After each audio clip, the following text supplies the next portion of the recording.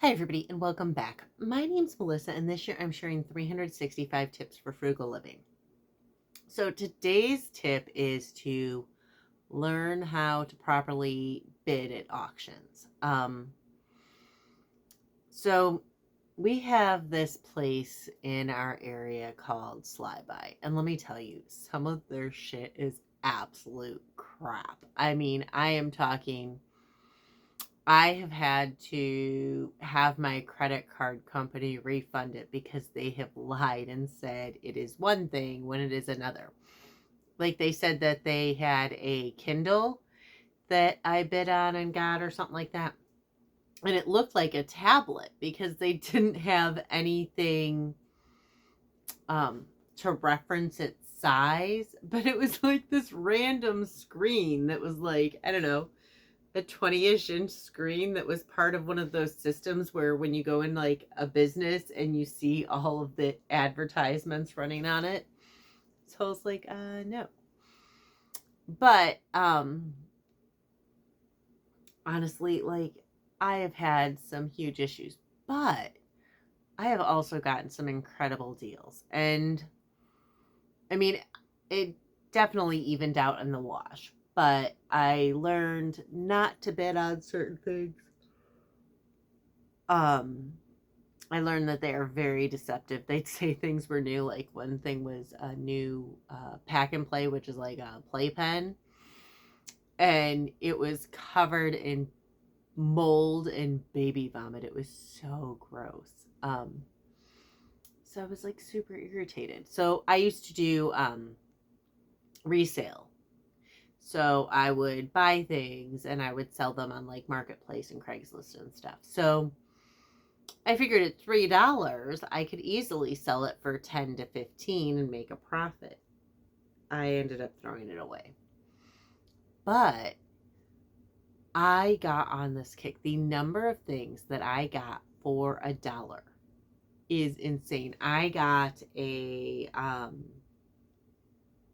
numerous pieces of furniture. I got furniture. I got a desk that goes like up and down, like the standing to sitting desk. A really nice one that retails for like 180 on Amazon for $1.25 by the time like the taxes and fees were paid. I got IKEA table. I got dressers, or not dressers, nightstands, a podium. Like I got a lot of stuff for $1. My kid and I actually considered at one point doing a TikTok thing where he'd go into Dollar Tree and get his $1.25 item, and I'd have my $1.25 item, and we would compare. But I thought too many people would be like, "What? How is she getting a you know how is she getting something that's 150 times that price for $1.25? Like, where is her dollar store? Is she just stealing stuff?" Um, but what I would do is um I would go in and I would just put anything that didn't have a bid, I would put the dollar bid, which was the minimum on it. And then if I got it, great. If I didn't, I got I got my niece and nephew each a wiggle car, which are super cool. Like you like picture a kid's car that like they sit on and they move with their feet, like one of those riding toys, except for you put your feet like up on like the vehicle and then you like kind of wiggle back and forth and it moves. It's super cool. Got one of those for $1. I think I paid like 12 for the other one, but still they run like $80 a piece and they were brand new. I got a swing, like one of those giant round swings, for $1 too. I got scooters and kids' bikes and all sorts of stuff. And then if I did want something and was going to actually bid more than $1 for it, I would wait, and right as the auction was about to end, I would go in and I would put in my bid at the end, and then if I got it, I got it. If I didn't, I didn't. But the key thing is, there's a couple of key takeaways there. One, it's kind of a gamble with an auction in numerous ways. One, this particular auction was a gamble because it could have been something that was trash, and I always paid. I think it was like an extra 3% to use your credit card, but I always use my credit card because if I use PayPal, then I'm locked in. But by using my credit card, I could go in and be like, "Hey, they said this was new. It clearly was not. I paid $25 for this tent, and it is just a bunch of broken metal pieces with no actual canvas." Or, whatever, because some of their pictures were really deceptive. But, other times I got a really good deal, and, they said they would honor shelf pulls as brand new items, but they didn't. So all in all, I did get some really good deals there, but I also saw people who would like get really, they'd be really excessive with it. And I was doing resale at the time, but they, and some people there were too, but some of people there were like going for their own personal use items, and they just like got all excited about it and like were all frenzied and way overbought and way overpaid. I mean, like, some of these people, I would watch them, and it always cracked me up when I would see something and it was a $50 item, and I see people bidding $100 for it, and I'm like, you can just head over to Amazon and buy it first time through for 50, right? Like, why are you paying more? You can go over to Lowe's and get that for like half the price or $10 less or whatever it is. But people, when they are in an auction, it's like all about winning. And so they don't necessarily always think logically. And I don't get me wrong, I've gotten so much stuff for $1. It's crazy. But I also, in the end, I definitely, if it hadn't been for, costs associated with like the storage unit and driving to sell stuff and being so far away from people, I would have definitely been more profitable. There was just logistical challenges. If I had a garage and I lived in a more populated area, I would have been turning stuff over more quickly. But a lot of things I got like for really, really cheap, like crazy,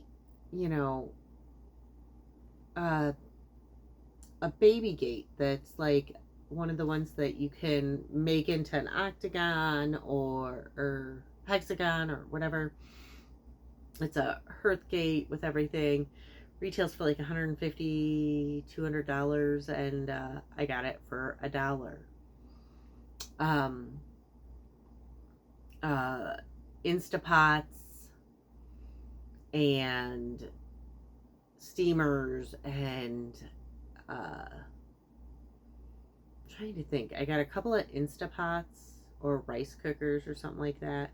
But at one point, I had so many appliances that I had gotten for $1. In fact, I think I still have a steamer under the table that I have to get rid of that I forgot to relist. Again, for $1. But just to give you an idea, actually, I'm going to pause. Give me a second. Okay, so I got like my mocha pots. If you've seen my coffee video, those were $1. I got Instapots and everything. And then like this I still have left because I keep forgetting to relist it. But it's like this cool little food steamer. I would never use it, but it was brand new, like in the box, brand new. Works. Anything I sell, I always take out of the box. I turn it on. I check and make sure that it works. I don't actually cook in it, but I'm also not going to sell it to somebody not working. But it was $1, like taxes, fees, everything else out the door. It was like $1.25. I can't remember, like right around $1.25, but that's a really good deal. And the reason I was able to is because I didn't care if I got it or not. Like,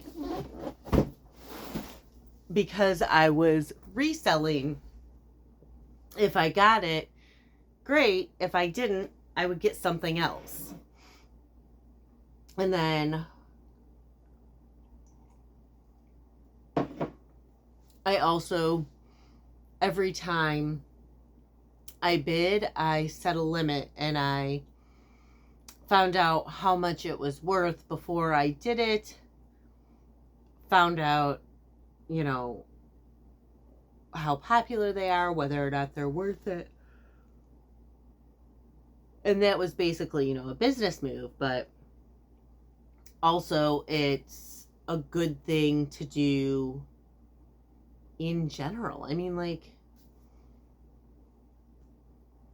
if you can go without something, you can frequently get a better deal. And I think it's how I ended up on like the messed up Amazon algorithm that I'm on, where like I somehow get like, I somehow pay 25 to 50% less than most people for their Amazon stuff. So not just like encountering sales, but like the same product listed. Somebody will, I'll send them like a link, and they'll be like, oh, I thought you said it was like X number of dollars. And I'll be like, it was. And I'll look, and like their account will say it's like 15 and mine will be 10.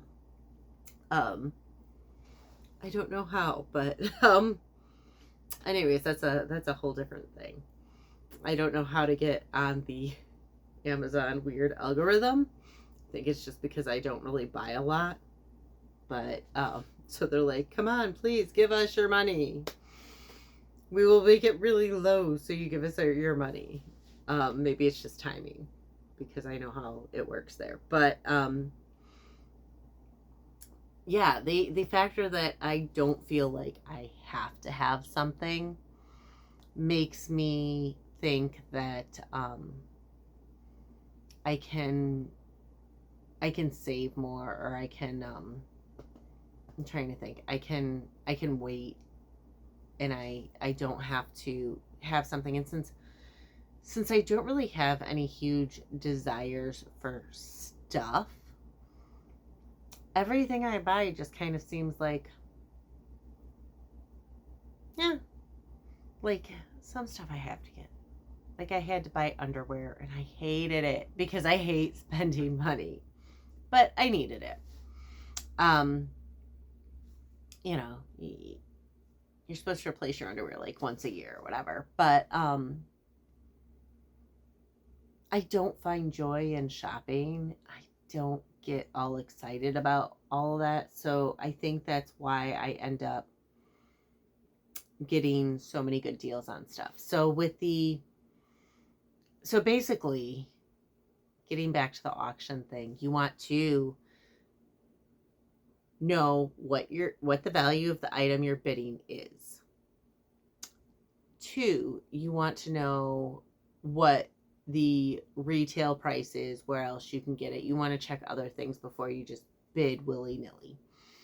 3, you want to know what you're willing to pay for it, because if it goes for $50 in the store, but you're only willing to pay $10 for it, then don't bid more than $10 for it. And if you get it, you get it. And if you don't, you don't.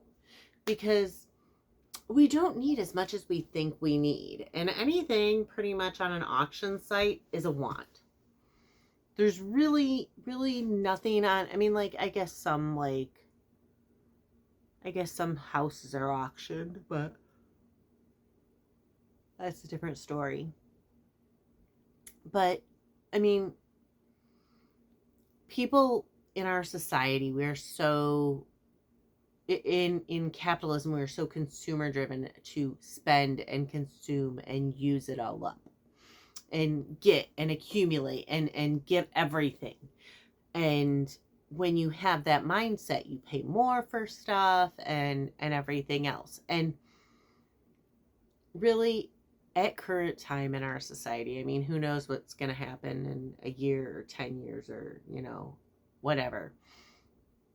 Whenever you're watching this video, who knows? Like maybe we'll be bidding on, penicillin because it's, become scarce or something. But nothing at current time that you're really finding on a website is on an auction situation is a need. It's a want.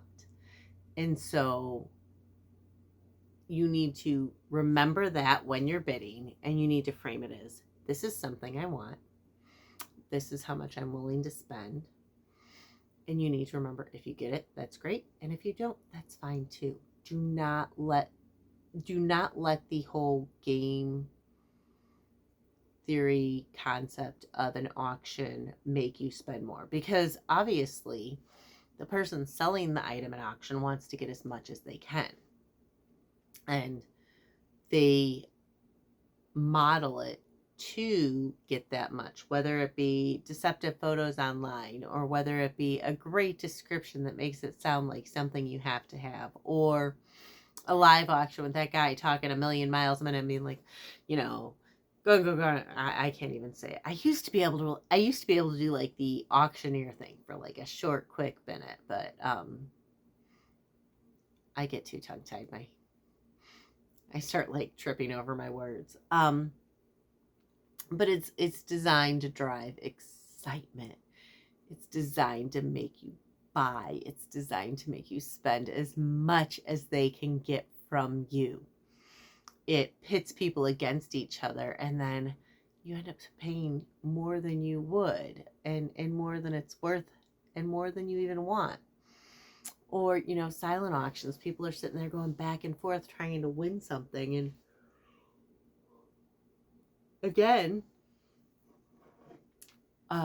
they're outbid. And while it is for charity, I mean, if you're bidding $300 on a $100 item just to get it because it goes to charity, I mean, unless you want $300 going to that charity and everything, and then in that case, like, just go give the charity $300. Or if it's too much, but you still want to donate to the charity and it's $100 item, go buy the $100 item and then donate a certain amount of money to the charity. Don't get in a bidding war with somebody. Learn to walk away. Remember that you don't need it as much as you think. Do not let the excitement of auctions, whether it's eBay or, whatever. Oh, that stupid thing where it was like, I got this thing for a penny. Yes, but you paid 25 cents a bid to bid, 150 times. So you didn't really get it for a penny. So stop, breathe, figure out how much you're willing to spend, and really think about it logically. Take the standpoint of, like, take a more business oriented approach to auctions, and you will find that you end up saving a lot of money in comparison to if you